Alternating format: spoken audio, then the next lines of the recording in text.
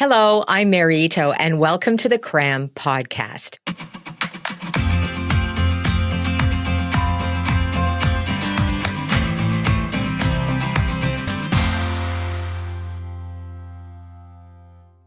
There's something that I've been thinking about lately, and it's an action that humans have taken since we've been on this planet. Migration, when people move from one place to another. Now, it sounds simple enough, but that action has profoundly shaped who we are and what our environment has become.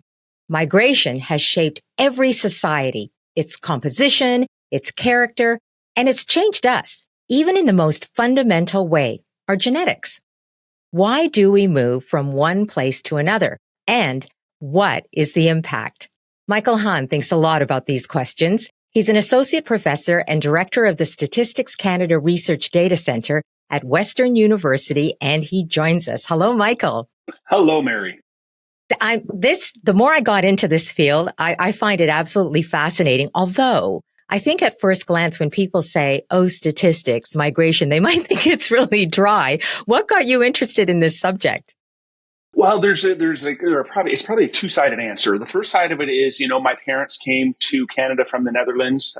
They succeeded. They did well. So immigration and migration has always been part of my backstory.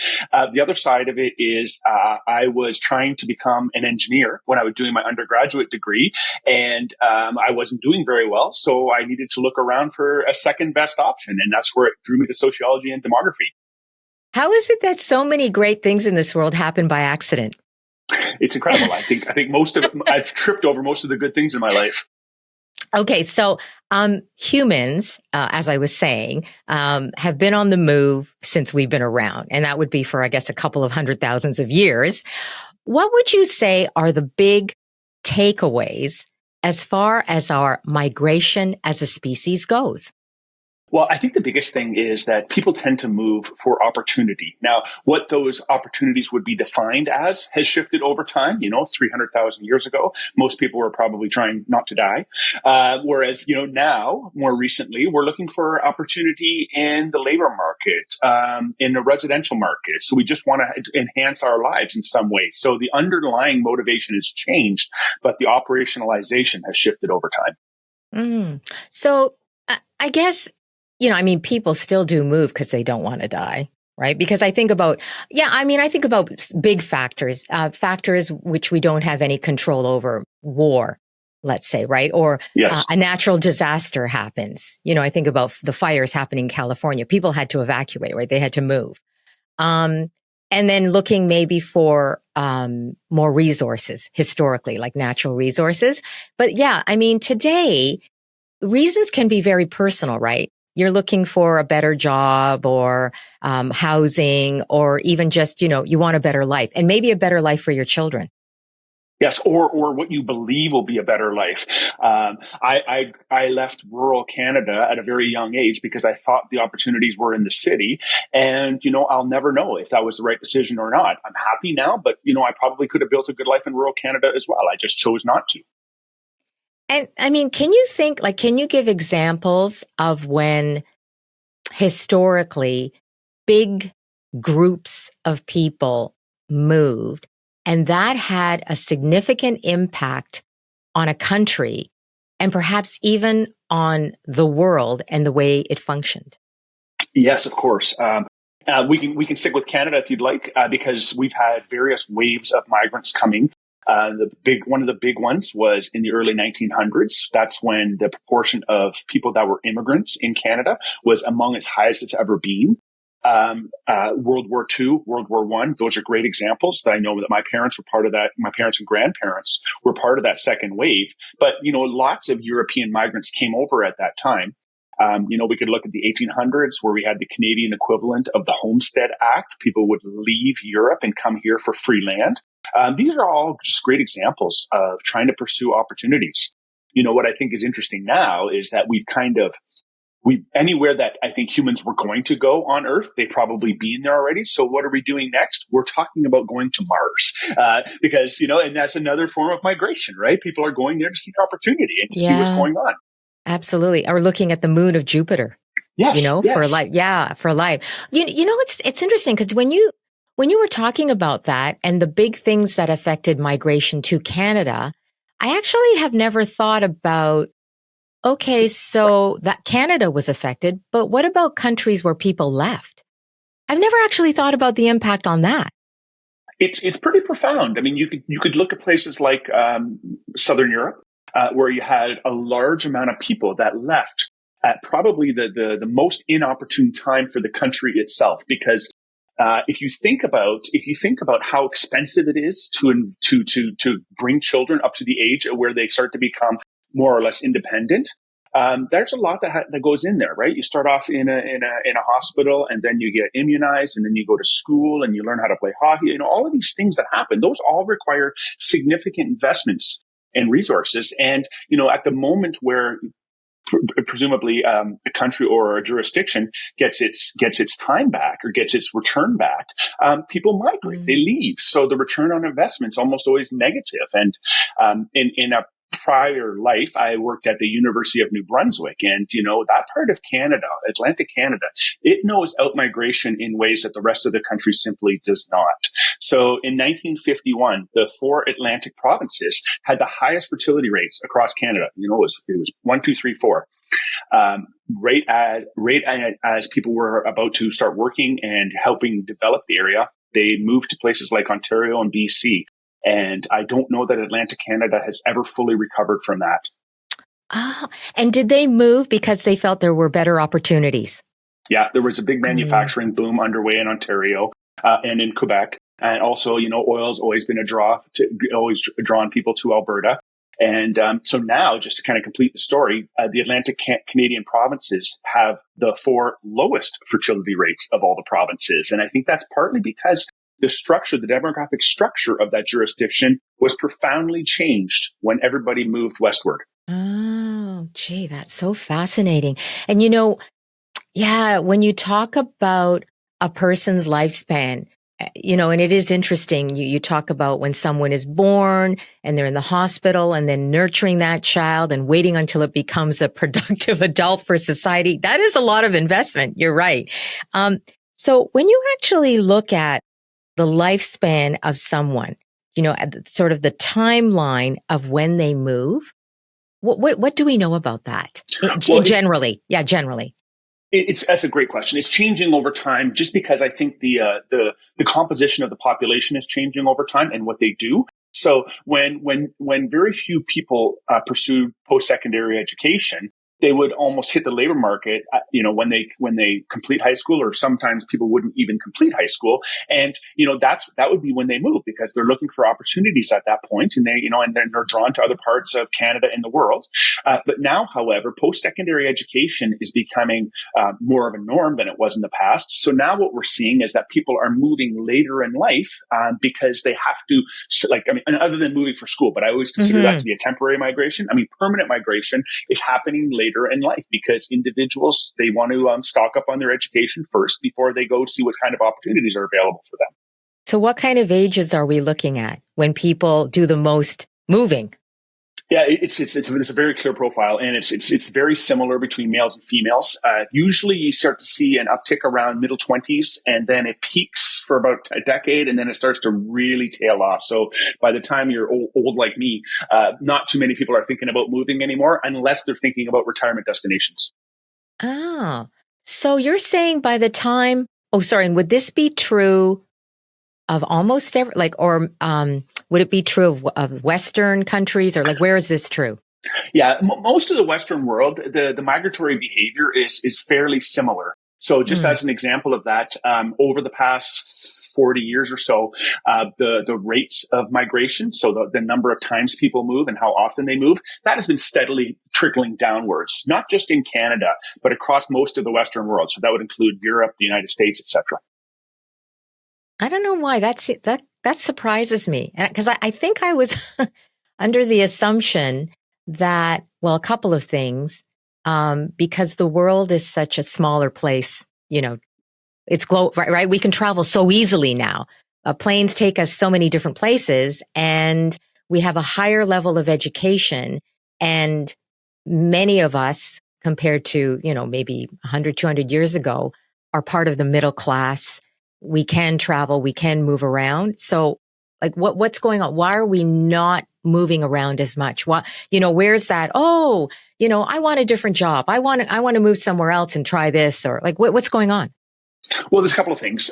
One, I think a lot of people are the people that enter Canada as immigrants. They spend a lot of time on the internet, talking to friends, on social media, etc., identifying where the potential destinations will be. So, maybe in the past somebody would have just said, "I'm moving to Canada," and Canada's a big country, so they may not end up in exactly the jurisdiction they like initially, so they'd have to move more. Whereas now you can find out almost anything about where your intended destinations are, and you can identify whether or not it's a good fit. So the example I always give is if people like downhill skiing, they're probably not going to move to London, Ontario. And I apologize to Blower Mountain for that, but they're probably going to head westward, right? Because that's where the real mountains are. So that's one side of it. The other side of it is that local labor markets are homogenizing. So it used to be that, for me, for example, if I was to get a job as a professor, I would have to move to one of Canada's largest cities because that was the only place where universities really were. Now, however, you have satellite campuses all over the place, and it's possible that you can get a job in post-secondary education without moving to one of our largest urban centers. Oh, so would that be true, not just of being a professor, but other kinds of jobs as well? So that you don't necessarily go to an urban area. And if that's true, I mean, if the appeal is that you don't necessarily go to an urban area, are more people going out to rural areas? Yes. So the rate of rural migration in Canada has typically been around 2% per year, which is quite low. It's starting to go up a little bit. And I'm from rural Canada, so I watch this very closely. And one of the explanations for that is technology. I assume you're in Toronto. Yes. Yes. Yeah. And I'm in London, and here we are having this conversation. 10 years ago, I would have had to get on a train, head out to Toronto, and move around. And if I did a lot more work in Toronto, I'd probably consider moving at some point. Now, however, that's not necessarily the case. There are broadband lines being laid down across rural Canada. And as we increasingly and continue to rely on technology like these platforms we're talking on now, the incentive and the need to move to an urban center goes down a little bit. Now, compound that with the fact that we just got through a pandemic, and I think people really reconsidered where they want to live and what's important for them. In the past, they may have been willing to forego a backyard, but after being locked down for as long as they were, now all of a sudden that may have shot up in importance for a lot of people. And what we've seen is this sort of ripple effects across Canada, where rural Canada has kind of become cool again. So young people are moving out to rural Canada. Immigrants, visible minorities. This is all relatively new, and I think it's really exciting. Oh, because you're saying that historically older people would move to rural Canada, not young people. Well, no, I think you'd have the whole demographic structure in rural Canada, but young people would leave. So that would only leave the old people. That would only leave the old people there. Whereas now, I think we're getting a bigger mix. Do you know, that's so interesting because we were in Italy last year, and we were in some very small towns, and so they historically have had a problem, and this goes back for decades, where young people would be leaving by the droves, right? And the towns were full of mostly like older people, and they were, very worried about, well, what are we going to do? Our town is shrinking like every year because young people keep moving. But I wonder if that in the future might change with technology. It's anyone's guess. I know that I love your example of Italy because I also kind of watch it a little bit and see what they've done. Because in terms of immigration policy and migration policy, it's often useful for countries to look at what other countries are doing. And one of the neat things that Italy has been experimenting with, is particularly true in Sicily, is they're selling houses in rural areas for a mere pittance. I was looking last month, and there was a monastery that you could buy for 10,000 euros. And it was massive. And one of the conditions, however, is that, okay, you're going to get a bargain basement price on housing, but you have to stay there. and live there and Yeah. build a life. New Brunswick, Macadam, New Brunswick has tried something similar. They're selling houses for $1. Saskatchewan selling land for $1. So, we see some of these things happening. Will it actually work? Well, on its own, I would have said no. You can't just bring people out to rural Canada without giving them the amenities. But now that we have things like broadband internet, we have my small town of Strathroy now has a burrito place and a banh mi shop and a sushi place. And, all those things are there. So some of the characteristics that differentiated urban life from rural life, I think those differences are shrinking. Yeah. You know what? And I kind of wonder, well, maybe it's a chicken and egg thing, because I get your point about people wanting to see those amenities first before they make the move. But I wonder if there's a tipping point, and whether that tipping point might even be housing. And so as urban centers become increasingly unaffordable, the fact that you can, get a decent place, maybe some land in a rural area, that's going to be the deciding factor. People then start going there. And because people are there, they demand those amenities. Like that you have to have, right now, you have to have the infrastructure. You have to have those things. That's a great point. And my guess is that we're probably both right to some extent. So there's a little bit of reciprocity going on. How long do millennials want to live in the basement of baby boomers, helping, fuel the retirement funds of baby boomers? They're going to get sick of it over time, and they're going to want to move out and live somewhere where they can afford. And I think you're exactly right. That's what's happening. And then they'll demand amenities. So, that whole thing about, the boomerang generation, like kids leaving and then they come back. And, Yes. A lot of parents have experienced that. Is that a relatively new phenomenon, or has that always happened in history, or no, it's not? The magnitude of it is new, relatively new. It used to be that once in a while, if you had 9 children, maybe one of them would end up home because, they couldn't make it, or something happened, they split up with their partners, whatever. Now, that person would be, people would say, well, they couldn't make it. I don't think that interpretive framework exists to the same extent anymore, because everybody acknowledges that it's a lot more difficult to make it now. So if you do end up as a boomerang kid and you move back in with your parents, I think collectively as a society, we will be, and if we're not, we should be, less likely to chalk it up to personal failure. Mm-hmm.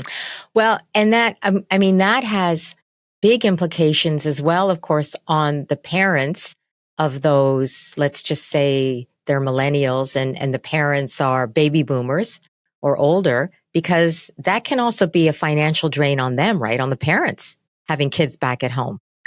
Yeah, I'm not gonna feel too sorry for baby boomers, because they've had it pretty good in Canada. They had a victory lap in the labor market and the housing market, etc. So if they have to pay a little bit for their kids, I'm not too hard done by it. But you're right. You're right. And it probably will affect their own retirement plans. If they want to downsize, well, that becomes difficult when you have a couple of kids that you can't get rid of.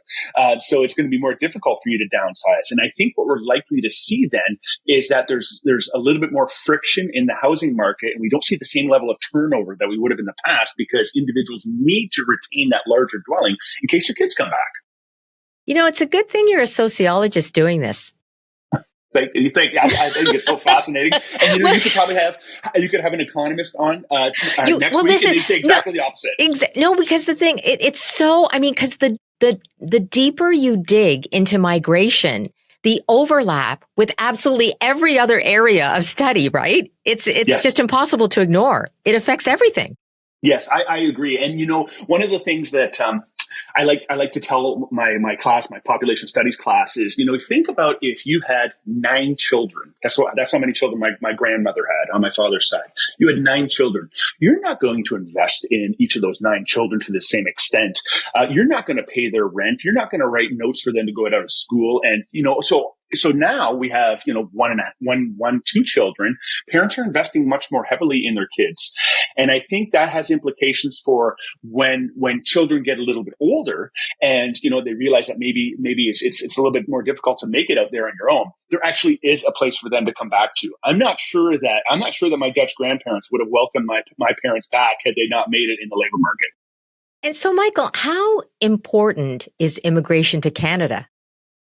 It's incredibly important, particularly in the economic structure that we currently face. So, immigration is almost entirely responsible for Canada's population growth, and that has been true for quite some time, right? The average woman is not having 9 children anymore. It's well below 2. So, if we did not rely on immigration, we would see population decline quite rapidly. And, I don't think that we could sustain our economy as a country.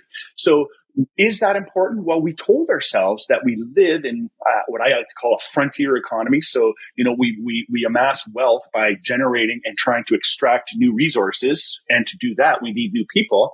And that necessarily couples population growth and economic growth. So as long as we continue to tell ourselves that we want to grow economically, we'll need population. So, Mary, that's pretty common as a perspective, but it's not the only perspective. So, the Netherlands has decided that they want to adopt a zero growth strategy, and they're going to try to make a go of it with the population they have. Japan took a different approach. They do want to grow, but they're leaning in heavily on things like robotics rather than people. There's a robot now in Japan that will take older people on and off the toilet. Well, now that exists, you don't need to bring in necessarily a newcomer to do that job. So Japan's gone the robotics route, Netherlands has gone the zero population growth route, and we've continued to hang on to this population growth, economic growth. But I mean, we also go through phases when we have lower immigration, yes. As we do now, right? Our immigration rates were cut. So what does that mean then? Right? We made that decision. Yeah, I think it was a decision partially politically motivated. Yeah. It was a decision that the taps were perhaps open too much and that we had too many people coming in. It overheated the housing market. Unemployment rates started to trickle up. So I think collectively we said, okay, maybe we went a little bit too hard on this, and we have to dial it back, and that includes temporary residents as well. But will we suffer from that though? Like in other ways, economically? That's the $1 million question. My guess is that the reduction in immigration, it won't go back to 500,000 people, newcomers a year, but I think that the reduction in immigration will be temporary. And once we can kind of absorb the large swaths of people that came in, again, during a pandemic, many of them, which had its own economic implications, I think we'll probably see the tap start to open up more cautiously, but we'll see more people coming in again. And another thing I've wondered about is when we get newcomers, they come into the country and they manage to pass all those points. So they're educated, they've got jobs. What happens to those immigrants? Do we find now that they do stay and Canada becomes their home, or they move? A bit of both. There are no reliable estimates on out-migration from Canada, but I've heard numbers like about 20 to 25% of people ultimately don't stay here. I have no idea if that's accurate or not. One of the things that would be great in Canada would be something like an exit interview, that people just decide life here, it's just not for them. And, just for us to kind of improve on our own immigration policies, finding out why, what didn't work here for you? Is it housing? Is it labor markets? Is it us as a country you didn't like? Why'd you go? Or was this the plan all along? Doesn't 20 to 25% sound high to you? I think it's a bit high. Yeah, I think it's a bit high. If you include international students and temporary foreign workers, then of course we're going to see fairly high rates of out-migration. But that number I heard for permanent migrants. We have no way currently in our current data infrastructure for identifying accurately how many people leave. Yeah, and I mean, when I think about immigrants to the country, then I also think about integration, naturally. How would you define integration? Like successful integration. Integration. Yeah, what is that? What does it look like? Well, I'm going to start with a negative. It is not where everybody it becomes homogenized into the population, and it doesn't matter which neighborhood you drive into. Everybody looks the same and talks the same. That's not how I would see integration. What I would see, I would take a much softer approach to integration, and I think obviously, We want people to be housed, fed, equal access to opportunity that the rest of us have. Those things are clearly important. But I don't think integration necessarily means that you have to live in a neighborhood with 2.1 children, a white picket fence. There's a car in the driveway, and everybody kind of looks the same. I don't think that's the case. I think it's possible to be integrated in Canada, living in an ethnic enclave. We don't actually have much of a core national identity. So how can we possibly assess whether people have integrated into it?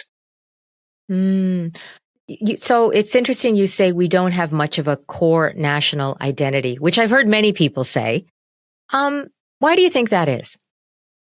Well, from day one, we've had to deal with diversity, right? It's been Francophone Canada, Anglophone Canada. We've had Indigenous Canadians, here well before we were. So we've always kind of been a diaspora of sorts. And I think that probably led to the development of a diverse society without this core identity of what it means to be in or as Canadian versus not Canadian, because we've always had to open up the definition a little bit because we are as diverse as we are. So, now that we have people coming in from other parts of the world, I think it just sort of continued to happen. And, branding as multiculturalism as a strength probably helped as well. It just actually attached a name to what was already happening. So if we don't have a core identity, what is it that we rally around when we have to? This is going to sound a little bit jabby, but often we identify ourselves as not American, and that's one of our core identities. It's a negative, okay? Yeah. Well, and that's almost what you've probably heard people say that before, though, and I think there's some truth to it. That there is a core American, or there was a core American identity, and I think a lot of what's happening politically there can be explained by individuals trying to return to the that gilded era, whether it actually existed or not, and other people, and just trying to identify what the best strategy for doing that. We don't have that in Canada to the same extent. I think for us, as long as we have a good standard of living, by and large, we do. We have access to all of the natural resources we need. Again, by and large, we do. I think that I would see those things as a success. We don't have huge amounts of we have homelessness as an issue, and that is becoming a problem. We have poverty as an issue, and that's becoming a problem. I think those things are kind of anathema to what we see as our own Canadian identity, however loosely formed it may be. And I think those would be some of the things that we would collectively rally behind addressing. You know what, though? I think there are a lot of people who do like the States. They like Americans. And just because, recently, of course, this whole issue about possibly becoming the 51st state came up, I would really be interested in knowing how many Canadians would actually like to be part of the U.S. That would be an interesting question. Wouldn't that be it? Yeah, it would. It would. I don't know the answer. And it also probably depends on individual attitudes to our current political environment. I don't think everyone is completely pleased with how things are going now. So again, there comes the possibility of moving for opportunity. So if you have the opportunity to live in a country where the politics align more closely with your own, will you take that? Will you take that step? And I think we're probably seeing some people talking about becoming the 51st state because they're not satisfied with how it's going in Canada. Right. So I find it is interesting because with the whole the threat of tariffs and the 51st state, and we're not a viable country, all that coming from the US. We did hear, we'd read it in the media, this rallying cry, right? Like, oh no, we are Canadian, and now we're going to buy Canadian, and we're going to do everything Canadian. And I think, that's kind of what you hear in the media. But I'm always now very cautious, what is really the story, right? Because even with Trump, initially, a lot of people just wrote him off, right? And they said, oh no, there's just no way he's going to become president. And then when they did all those surveys initially, before he became president the first time around, it just wasn't showing up that he was a viable contender. And then surprise, you weren't paying attention. You didn't see what was happening with all the mass turnouts he was getting at rallies, right? And so I always think, what is really the undercurrent here? What is really going on in Canada and how people are feeling? I wonder the same thing, Mary. It's a Yeah. great question, and you often don't know if there is simply one thing happening or if there are more things happening. Like we saw flickers of this during the truckers convoy, etc. You know, people thought that there was government a lot of people thought there was government overreach, but now that that's kind of calmed down, I don't know if people would still hold that view. You know, and unfortunately, I think this is true for all of us, is that you probably tend to hang around with people that are like you. So most of the people that Yeah. I hang out with and I'm friends with, I think they're fairly satisfied with how things are going in Canada. But it wouldn't surprise me, you know, you drive an hour in any direction or maybe half an hour in any direction from where we currently sit, you might get a very different perspective. And, you know, I think that part of me as a social researcher, part of my failing as a social researcher is I haven't actually gone out there and talked to people like that. You know, it's like, you know, not like that, like just with those types of views, like, you know, why are you dissatisfied with life Yeah. in Canada? What do you think we should be doing that we're not? I do have conversations with people about immigration because that's the kind of the area that I work in. Hmm. But, you know, just overall satisfaction with life in Canada and what kind of country they would like to live in. I think that's something I should be doing more of. We What probably all should. do we know what what determines whether people do feel part of a larger society? Like, are there sort of common factors there? Yes, there are. There are. So, and you know, it would be things like a common belief system, an agreed upon code of conduct, which we have codified in laws. It used to be that a lot of these sort of ties that bound people together were religious. You know, so people would be part of the same jurisdiction, they'd be part of the same church, they would therefore have a common core set of beliefs. Whereas now it's a little more difficult because we have, you know, still lots of people are religious, but we have also new forms of religion that don't necessarily have the same basic mandates as the older ones do. So again, you know, even back when we didn't have a very strong core, there were elements that kind of drew us all together. Now I'm not so sure that is there to the same extent. It also makes me wonder, I mean, I was born in Canada. I consider Canada my home. As much as I love to travel, it's always nice to come back home. What has that concept of home changed over time, do you think? Um, Yes, I do think so. I think so, and in part because I'm gonna chalk it up to technology. For me growing up, you know, I didn't have an iPhone, I didn't have internet. For me, home was the area where my family lived. It was the area where my friends lived, and you know that in the epicenter of all of that, right in the middle, that was home for me. Now, however, it's possible for you to be friends online with people anywhere. We already know that families are becoming more diverse. So there is and also they're becoming smaller. So, you know, when you think about friends that you can access through social media and families that are smaller, a home becomes more of almost a theoretical construct rather than an actual physical one, right? Like you Yeah. don't necessarily point to home as with a geolocated, um, you know, ping. Yeah, you know what? That is true. I mean, if there's an online space where you go to where you have very close connections, you could go there and just say, "Oh, I'm home. I feel good." you know? Yeah. Do you remember the game The Sims? What Oh, was for it? sure. Oh, Yeah, when it absolutely. came out, that was one of the first times where home became sort of a synthetic thing, you know, because you could That's build so your own true. home there because you weren't happy with what you were Yeah, getting here. and that's hugely popular.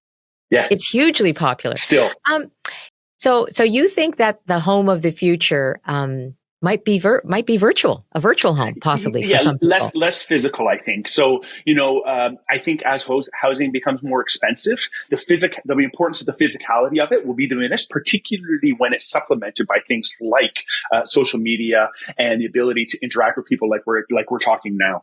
Yeah. Do you know one thing I didn't specifically ask you? You sort of briefly mentioned the pandemic and that technology played such a huge role, and then we all had virtual jobs and relationships, et cetera.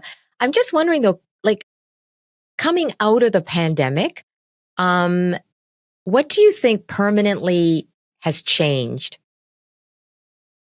Yeah, either permanently has changed or will greatly affect migration because I of the think pandemic. Yeah. I think that the pandemic caused us or forced us to stop thinking about our largest urban centers as the panacea, as the solution. You work your way toward getting into a city. It forced us to move out. And additionally, by moving out, we say, it's actually not that bad outside of a big city. There's a lot of things you can do in the country. And, a lot of migration is what we call change migration. So an individual, an entrepreneur, a pioneer will head out to a rural jurisdiction, for example. And once they get there, they're going to start bringing their friends and family with them. So this caused a bit of an exogenous shock in mobility decisions and how people see the rest of Canada. Our largest cities take up less than 1% of our land area, yet they have, significant numbers of our population. So 85% of Canadians are urban, and that leaves a lot of the rest of Canada virtually undiscovered. So if you were to project into the future, and now you're thinking about your children, even your children's children, right? What do you think migration is going to look like? I think, this is a crystal ball type question. These are difficult. I think what we're likely to see is that rural Canada will actually start to grow, and it will start to represent a larger share of our population. I think as the global competition for talent heats up, we're likely to see less international migration than we currently do. We used to have lots of people coming from places like China and India, and we still do. But as those economies develop, there are opportunities closer by. So it's not necessarily the case that individuals from India or China need to travel all the way to Canada to actualize those opportunities. They can do it at home. And I think that's probably what's going to be happening in the future. It's already happening within Canada. We're less likely to move than we were in the past. So I think we'll probably see that trickle out to international migration. Oh, that makes me think then if that's true and people start moving out to rural areas, which, theoretically that sounds kind of nice. But then what does that mean then about the health and the safety of urban centers? It's a serious discussion that we're going to have. So currently, we're building infrastructure as fast as we possibly can in our urban areas, and not to the same extent always in our rural areas. I think there may have to be a discussion about whether the priorities need to shift slightly. Do you think you have any more moves left in you, Michael? I don't think I do, unless I don't think I do. I mean, I do have two young children that I'd love to be close to as they age and I age, if they'll have me. So that would probably be the only factor that precipitates another move for me. See, you just mentioned a really important factor for migration: children. Because I think you're absolutely right. If your children decide, okay, well, we're just going to go to, I don't know, this part of the world, that's going to affect you and your decisions on moving. Yeah. Very likely. Yes, absolutely. And, so again, we didn't talk about this, but with the declines in fertility that we're seeing, there are fewer children for you to move to. So if you have only one child, there's a good chance you're going to go where they are.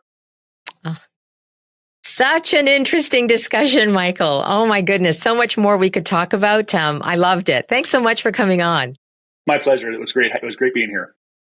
That's Michael Hahn. He's a sociologist, an associate professor, and director of the Statistics Canada Research Data Centre at Western University in London. Now, if you'd like to know more about his work, you can check out our show notes. That's it for this episode of the CRAM podcast. We hope you liked it. And if you did, or even if you didn't, we'd love to know what you think of it. Your comments, you can put them on social. Our handle is @CRAMideas. And we're also very grateful for your financial support. Please consider donating to keep our podcast going. We are a charity. You'll find a donation button on our website, cramideas.com. Thanks for listening, and see you back here next time.